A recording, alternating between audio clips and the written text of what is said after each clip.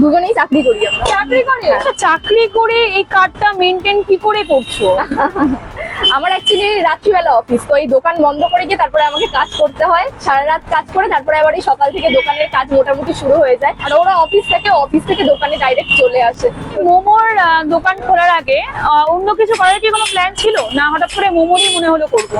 না, এর আগে প্ল্যান বলতে মানে মোমোটাই আমাদের মনে হয়েছে যে আমরা মোমো খেতে খুব ভালোবাসি, আর দমদমের মানুষ তো খুবই ভালোবাসি খেতে, তো তার জন্য আমরা বেসিক্যালি এরিয়াটাও দেখতে হবে যে না কিরকম কি চায় মানুষ, তো সেটা মোমোটার উপর ফোকাস করলাম ফার্স্ট। নেক্সট আমরা কাবাবও রাখছি। আর আমরা চেষ্টা করছি যে একটু বাকি যত দোকান আছে মোটামুটি দমদম রোডের ওপর কি আমরা তাদের থেকে একটু ইউনিক, একটু ডিফারেন্ট টাইপ অফ টেস্ট আর কি আমরা চেষ্টা করছি দেওয়ার। আর কাস্টমার রিভিউ তো মোটামুটি ভালোই পাচ্ছি, সবাই তো বলছে যে না অন্যান্য দোকানের থেকে একটু হলেও ডিফারেন্স আছে, তো এবার দেখা যাক।